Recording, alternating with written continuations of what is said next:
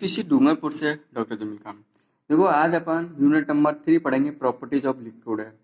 इसके अंदर सबसे पहला है आणविक बल, मोलिकुलर बल। तो मोलिकुलर बल क्या होता है ये देखना अपन को। तो अणुओं के मध्य लगने वाले आकर्षण बल को आणविक बल कहते हैं। अणुओं के मध्य लगने वाले आकर्षण बल को अपन क्या बोलते हैं? आणविक बल। क्योंकि नाम से लगता है अपन को आणविक मतलब अणुओं के मध्य लगने वाला बल। तो अणुओं के मध्य लगने वाला आकर्षण बल ही क्या है? आणविक बल कहते हैं। आणविक बल क्या है कि प्रमुख क्या क्या इसके गुण है वो देखना। पहले ये है कि इसके जो आणविक बल है वो प्रतिलोम बल के नियम का पालन नहीं करता। मतलब प्रतिलोम बल के नियम का पालन 1/r² के नियम के अनुसार ये नहीं करता। आणविक बल अणुओं के मध्य की दूरी के 8वें घात के प्रतिलोमानुपाती होता है, अतः A proportional to 1/r⁸ घात के। ठोस पदार्थों के अणुओं के आकर्षण बल अधिकतम होता है, द्रवों में उससे कम होता है और गैसों में सबसे होता है।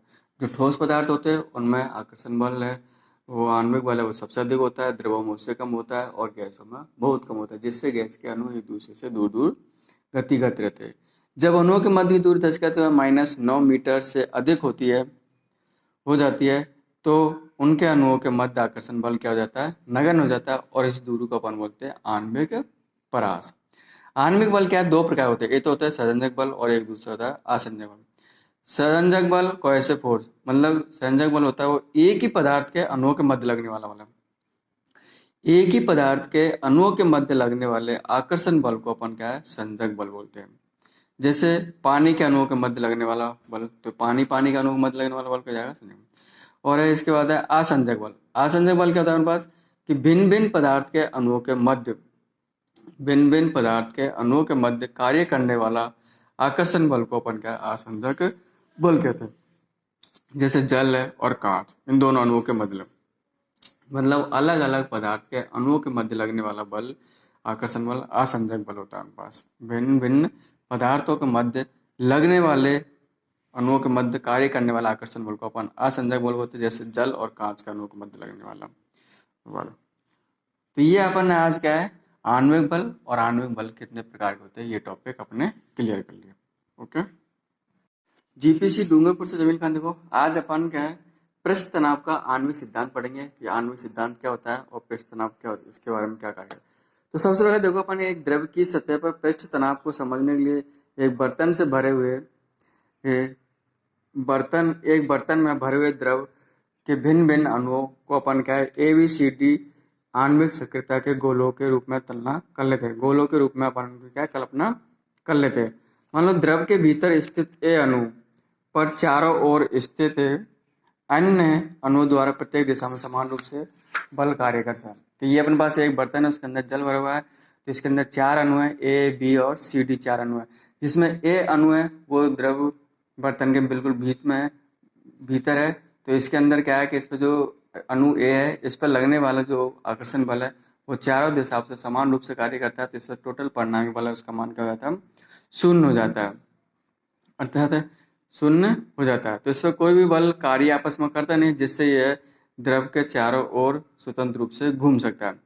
दूसरा क्या है? बी है, जो आणविक बल अणु बी का आणविक गोले का कुछ भाग वो द्रव के बाहर होता है। इसका कुछ भाग क्या है? द्रव के बाहर है। तो नीचे की ओर लगने वाला बल आणविक बल है वो ऊपर की ओर लगने वाला आणविक बल की तुलना में क्या थोड़ा अधिक होता है, क्योंकि नीचे की ओर आकर्षण बल लगता है, ऊपर की ओर कोई पानी है ही नहीं तो उधर कोई बल नहीं लगेगा। तो इससे नीचे की ओर लगने वाला बल अधिक होता है और कम ऊपर वाले की तरफ से लगने वाला आकर्षण बल कम होता है। इसी प्रकार जिससे ये गोला बी है वो नीचे की ओर ज्यादा कार्य करता है। अब द्रव की सतह पर एक बिंदु स्थित सी अणु केवल अणु नीचे के अणुओं की ओर आकर्षित करता है। ये हाफ होता है तो इसके नीचे की ओर अणु काम कार्य करते हैं, आकर्षण बल लगता है। ऊपर और कोई अणु है नहीं तो इसके कारण कोई भी अणु बल कार्य नहीं करते। इसलिए जो अणु है वो केवल क्या है? सी है, वो सी नीचे की तरफ ही कार्य करता है, क्योंकि इसके ऊपर अणुओं के विद्वान नहीं है। अतः इस पर नीचे की ओर अधिकतम बल कार्य लगता है और यह तथ्य द्रव की सतह पर स्थित अन्य अणुओं की तुलना के लिए भी सत्य है। मतलब जो द्रव सतह है उस पर और भी अणु होंगे तो उन सबके लिए क्या है? सत्य है। अर्थात द्रव की सतह पर स्थित प्रत्येक अणु के द्रव के अन्य अणु नीचे की ओर खींचने का प्रयास करते हैं। इसी प्रकार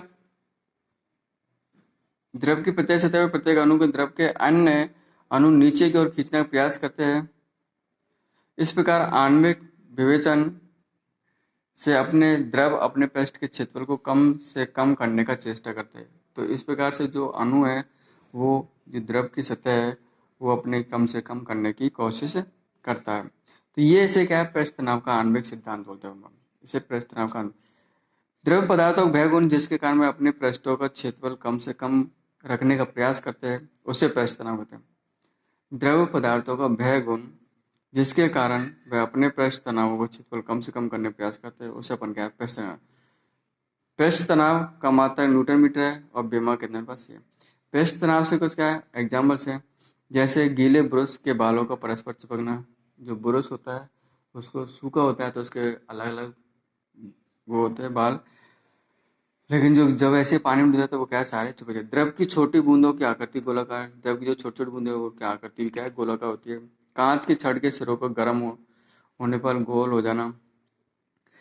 ग्रीस लगी हुई छड़ का पानी सतह पर तैरना। यदि कोई छड़ है उस पर ग्रीस लगी हुई है और उसको पानी भी लग जाए तो वो तैरने लग जाती है। मिट्टी के तेल का बत्ती के ऊपर चढ़ना। किसी पृष्ठ द्रव पृष्ठ पर धागे के लूप की आकृति का बनना। ये सब क्या है, पृष्ठ तनाव के कारण होता है। स्वतंत्र पृष्ठ के एकांक क्षेत्रफल में स्थित उपस्थित अणुओं की अतिरिक्त ऊर्जा को अपन क्या है, पृष्ठ ऊर्जा बोलते हैं। ये बनना क्या है, आज पृष्ठ तनाव का जो आणविक सिद्धांत है वो पढ़ा है और उसके कौन कौन से एप्लीकेशन है दैनिक जीवन में वो अपन ने उसके देखे। Thank you. जीपीसी डूंगरपुर से डॉक्टर जमील खान। देखो आज अपन क्या है, पृष्ठ तनाव का जो अपन तीसरा चैप्टर चल रहा है उसके अंदर स्पर्श कौन पढ़ेंगे। तो स्पर्श कौन क्या होता है कि जब द्रव के भीतर जो संपर्क के स्थान पर द्रव और ठोस के मध्य के द्रव के स्पर्शीय बल के साथ जो ठोस है का स्पर्शी तल जो कौन बनाता है उसे अपन स्पर्श कौन कहते हैं। तो स्पर्श कौन का मान ठोस और संपर्क में आए द्रव की प्रकृति पर निर्भर करता है। केशकत्व क्या होता है कि केश नली में द्रव के ऊपर चढ़ने या नीचे उतरने की घटना को अपन क्या है, केशकत्व बोलते हैं, है ना। केश नली के ऊपर जैसे मानो खेतों में दिया गया जल पेड़ों तथा पौधों के तनों व जड़ों में बनी असंख्या में केश नलियों में चढ़कर टहनियों व पत्तों तक पहुंचता है। जैसे पेड़ पौधों के अंदर टहनियों में जो पानी पहुंचता है वो केश नली के सिद्धांत के आधार पर ही पहुंचता है। जैसे मिट्टी के डेले में पानी का चढ़ना है, लालटेन में मिट्टी का तेल के ऊपर चढ़ना है, लेकिन जो नेब की जो नोक है उसके बीच में से चिरी होती है जिससे छोटी सी बारीक केश नली बन जाती है और इसे साय में डुबोते हैं तो कुछ साय केश नली में ऊपर चढ़ जाती है। तो ये इसके क्या है, केश नली का तो के एग्जाम्पल है। अब केश का तो विधि से अपन पानी का क्या है, पृष्ठ तनाव ज्ञात करते हैं। तो पृष्ठ तनाव ज्ञात करते हैं, ये अपन पास कोई बर्तन है और यहाँ पर अपन ने क्या कोई भी ठोस वो रख दिया है। तो माना कि आर त्रिज्या की एक केश नली है और जिसका एक सिरा पानी को ऊर्ध्वाधर अवस्था में रखा हुआ है। संतुलन की स्थिति में केश नली के भीतर जो पानी की सतह अर्धवृत्त अर्धगोलाकार होती है। ये यहाँ पर मान लो इसकी ये ठोस है और ये पानी की सतह, इस पर तल के बीच में थीटा कोण बनता है और यहाँ पर इसका टेंशन जो प्रतिक्रिया टी है तो इस डायरेक्शन में टी कॉस थीटा होता है, ये यहाँ से एच ऊंचाई पर है। इसी प्रकार यहाँ पर भी टी कॉस थीटा हो जाएगा, इस डायरेक्शन में टी साइन थीटा हो जाएगा, टी साइन थीटा हो जाएगा। तो हम यहाँ पर देखते हैं कि जो टी कॉस थीटा ये ऊर्ध्वाधर दोनों दिशा में है तो ये आपस में एक ही दिशा में होने के कारण जुड़ जाते हैं, और जबकि इधर टी साइन थीटा और इधर टी साइन थीटा दोनों एक दूसरे के समान बल होता है लेकिन विपरीत दिशा में कार्य करने का इनका जो प्रभावी समान रूप से कार्य करता है लेकिन विपरीत दिशा में होने के कारण क्या है, इनका प्रभाव नगण्य होता है। इस प्रकार ये क्या है बस तो टोटल टी कॉन्स्टिट्यूट है। तो प्रतिक्रिया जो बल का मान है वो क्या हो जाएगा अपन पास, तनाव गुना बल लंबाई। तो तनाव कितना हो जाएगा, इसका टी कॉन्स्टिट्यूट हो जाएगा और इसका लंबाई कितनी हो जाएगी, 2 पाई r हो जाएगी। तो ये चढ़े हुए पानी की संतुलन, माना यदि नली में पानी की ऊंचाई h और घनत्व d हो तो नली में पानी के स्तंभ का आयतन क्या हो जाएगा, h ऊंचाई के बेलन का आयतन प्लस EFGH से भरे पानी का आयतन, ये हो जाएगा मेरे पास। तो h ऊंचाई के बेलन का आयतन प्लस EFGH बेलन का आयतन माइनस r तक जाएगा जो, तो h ऊंचाई के कितने जाएगा बेलन का, पाई r स्क्वायर h हो जाएगा। ये मेरे पास क्या जाएगा इसका FGH का पाई आर स्क्वायर डॉट बेल ऊंचाई कितनी है आर है इसकी, और ये अर्धगोले का तो अर्धगोले का 4 पाई होता है फुल का, तो आधा का 2/3 पाई आर क्यूब। इसमें से इसको कैसे घटा देंगे तो पाई आर और यहाँ पर क्या है 1 1/3 r बच जाएगा, इसमें से कॉमन ले लेंगे यार, तो pi r square h plus r by 3 हो जाएगा हमारे पास ये। नली में पानी के स्तंभ का भार बी जी डी, बी यहाँ पर आयतन है, जी गुरुत्व त्वरण, डी यहाँ पर क्या है घनत्व। तो pi r square h r अपन 3 जी डी, ये इसका अब हो गया मेरे पास। संतुलन की स्थिति में क्या जाएगा, 2 pi r t cos theta pi r square h plus r d. यहाँ से अपने पास क्या है, पाई से पाई कैंसिल हो जाएगा, एक आर से आर कैंसिल हो जाएगा, तो टी बराबर कितना हो जाएगा आर और जी डी आई है एच प्लस आर बाई 3 और 2 कॉस थीटा। पानी के लिए अपने पास थीटा की वैल्यू कितनी होती है, 0 होती है, तो कॉस 0 का मान कितना होता है 1 हो जाता है, तो टी बराबर R G D by 2 H upon R. यदि एच का मान अपन पास का आर की तुलना में बहुत अधिक होता है तो आर बाई 3 को अपन क्या है 0 मान सकते हैं, तो ये वाला टर्म 0 हो जाएगा, तो यहाँ पर क्या जाएगा are G D H by 2 हो जाएगा। तो जो पृष्ठ तनाव है वो उसका मान कितना होगा are G D H by 2। पृष्ठ तनाव का प्रभाव क्या होगा, था ताप बढ़ने पर द्रव का पृष्ठ तनाव बढ़ता है, जैसे जैसे ताप बढ़ाएंगे तो पृष्ठ तनाव का मान कम हो जाता है। द्रव में घुलनशील अशुद्धि मिलाने पर पृष्ठ तनाव का मान क्या है कम हो जाता है। द्रव की सतह पर अन्य किसी द्रव के अणु उपस्थित होने पर पृष्ठ तनाव परिवर्तित हो जाता है। तो इस प्रकार से ये क्या है अपन पृष्ठ तनाव ज्ञात कर लिया केस गतिविधि से, तो ये क्वेश्चन आ सकता है उनका भी। पृष्ठ तनाव का प्रभाव है, ताप का प्रभाव क्या करता है घुलनशील पदार्थों क्या करता है, तो ताप बढ़ाएंगे तो पृष्ठ तनाव का मान कम हो जाता है, ये पूछ सकता है। घुलनशील अशुद्धि मिलाने पर ताप पृष्ठ तनाव का मान कम हो जाता है। Thank you. देखिए जीपीसी डूंगरपुर से समीकरण आज अपन देखो स्टीफन बोल्ट्जमैन का नियम पढ़ते हैं। इसके अनुसार क्या है कि किसी वस्तु के एकांक क्षेत्रफल से एकांक क्षेत्रफल तल से उत्सर्जित विकिरण की दर उस वस्तु के परम ताप के चतुर्थ घात के अनुक्रमानुपात होता है। कितने चतुर्थ घात के अनुक्रमानुपात होता है। तो E proportional to sigma T की पावर 4, सिग्मा यहाँ पर स्टीफन नियतांक है जिससे 5.77 10 power minus 8 watt per metre square kelvin 4 है हमारे पास। यदि परिवेश का ताप T0 हो तो E बराबर सिग्मा टी की पावर 4 माइनस T0। ये हमारे पास स्टीफन का बोल्ट्जमैन नियम। न्यूटन का शीतलन नियम, इस नियम के अनुसार किसी वस्तु के ठंडा होने की दर वस्तु एवं उसके चारों ओर की तरफ के तापांतर के अनुक्रमान होती है। यही न्यूटन का शीतलन का नियम है, मतलब उसके ठंडा होने की दर। यदि किसी वस्तु का ताप T है और वातावरण का ताप T0 है तो न्यूटन के शीतलन नियम से माइनस डी के ऊपर D T proportional T minus T. D के ऊपर डी टी ये क्या है ताप में कमी, ये ठंडा होने की दर है, माइनस चिन्ह इसलिए क्या है कमी हो रही है इसलिए माइनस डी डी टी, ये टी माइनस टी जीरो के अनुक्रमानुपाती होता है हमारे पास। तो D Q upon D T बराबर माइनस के टी माइनस टी जीरो, ये के एक नियतांक है, अतः ऋण चिन्ह ये बात को प्रदर्शित करता है कि समय के साथ वस्तु में कुल ऊष्मा घट रही है, जैसे जैसे समय बढ़ रहा है तो उसकी मात्रा में कमी आ रही है। तो ये अपने पास क्या न्यूटन का शीतलन का नियम है।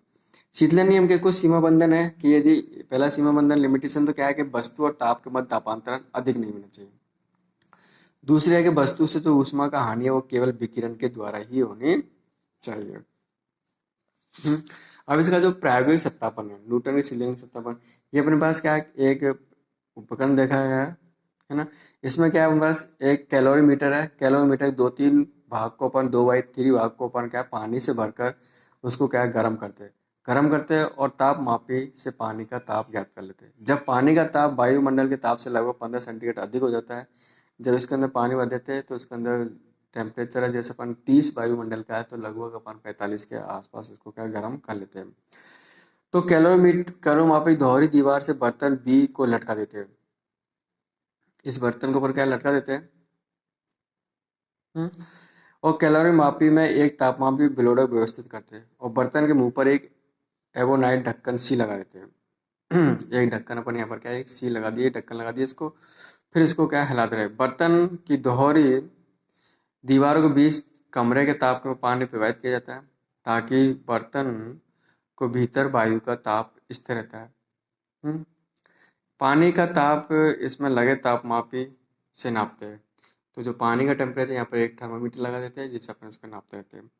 तो कैलोरी मापी के पानी को अपन क्या जो ये ब्लोडर लगाता है इस ब्लोडर से धीरे धीरे हिलाते रहते हैं और ब्राह्म घड़ी से अपन पास प्रत्येक 1/2 मिनट अर्थात लगभग 30 सेकंड में इसके तापमापी को अपन पढ़ते जाते हैं। तो एक्स एक्स पर अपन उसके टेम्परेचर, एक्स एक्स पर अपन क्या है समय के साथ और बाई एक्स पर ताप के साथ एक ग्राफ लेते, तो ये समय हो गया टी और इधर का टेम्परेचर टी। तो यहाँ पर एक शीतलन जो वक्र होता है, तो इस प्रकार से अपन को वक्र प्राप्त होता है। तो ये शीतलन वक्र प्राप्त हो जाता है। इधर अपन क्या है, तापांतरण और शीतलन दान में ग्राफ खींचे तो एक स्ट्रेट लाइन प्राप्त होती है। तो ये अपने पास क्या है, कैलोरीमेट्री का सत्यापन हो गया। Thank you.